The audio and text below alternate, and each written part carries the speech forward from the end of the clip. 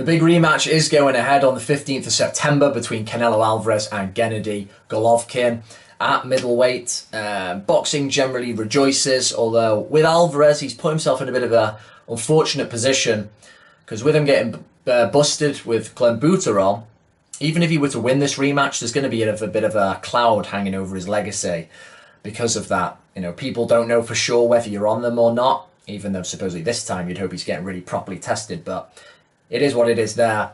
As I say, boxing is generally happy about this. It's a rematch that needed to happen, even though many people thought Golovkin won the first one, probably by about 8 rounds, is the popular opinion, 8-4. It wasn't as high impact as we'd hoped. You're hoping this time they're going to go for it more, like two guys who realise they're not going to face each other again. Certainly in Golovkin's case, he's getting near the end of his career, and I think he's managed to haggle himself a 45% here of the, how does it work? Is it the gate receipts and the revenue, a collective of that? Either way, 45% of whatever this fight's going to generate. He's done well there. I thought he deserved 50%, 45 is going to make him tens of millions, so he's absolutely sorted there. So, the rematch. The first one for me, the biggest thing to take away from it all was the Kazakh was a little hesitant. Canelo was able to get Golovkin to second guess himself. He was hesitant on the ropes when he should have been piling in more. He's the guy with the rock for the chin, with rocks in his gloves. There were moments when Canelo was looking for a breather and Golovkin was giving it to him by just tapping him with the jab. And of course, there was a lack of body punching. Now, when Abel Sanchez was later asked, why didn't Golovkin go to the body? He was like saying, well, I was telling him to, but he just wasn't doing it. So I don't know what's going on. To me, that says that Golovkin, in terms of his IQ, at least in that fight, whatever was going on, he was a bit hesitant and he let Canelo outfox him a little bit and get those breathers, which the Mexican shouldn't be allowed to have. That is something. Canelo has added other layers to his game since he lost to Mayweather, but one thing he's always got is his gas tank seems to run out pretty quickly.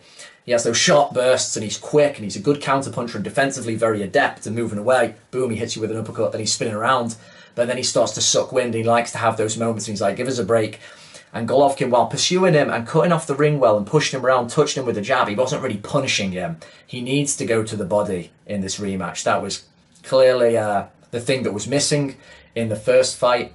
He needs to continue touching him with the jab, all the great fundamentals that he has to set you up to feel his way in, but then look for the elbows, boom. And even if he can't get in the ribs, yeah, hit the elbows, go for the arms, try and slow this guy down, try and get him to feel sorry for himself.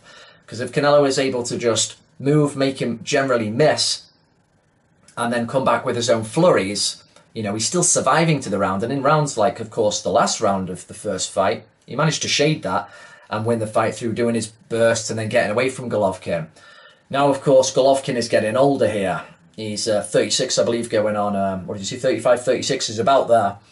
And you could say that he's starting to look like he's creaking a bit. Is it that, or is it the fact his competition has got a bit better recently with the likes of Danny Jacobs and Alvarez? It's difficult to say, but he may be getting a bit older. Canelo is basically banging his prime. So in terms of when this fight's happening, it's a little bit, you know, it's slanted in Canelo's favour there. The fight, of course, should have happened about 2015. We had to wait a little bit for it to come to fruition, but Canelo holds the age advantage here. In terms of his game plan, he wants to be moving again. He wants to be trying to land the eye-catching shots, looking for the uppercuts, the straight rights, the quick hooks. He's a very good counterpuncher and he's very good at rolling with shots and then getting away. As I say, the stamina, though, is key here. I think it's really up to Golovkin, providing Golovkin isn't too creaky or old here.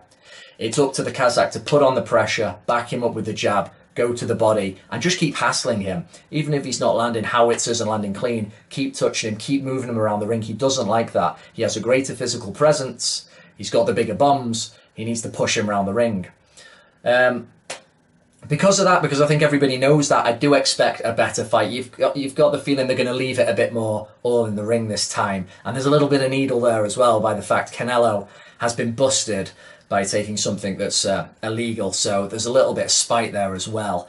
I would be surprised if it had a similar level or even less kind of high impact than the first fight. I expect more sustained, better exchanges here. I'd look for Canelo, being the younger man, to expect maybe to see some a bit of old man in Golovkin this time. He's going to be looking for that.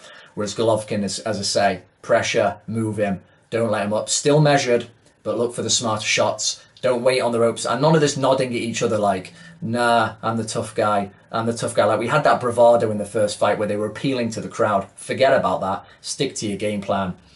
Body shots, of course, absolutely key.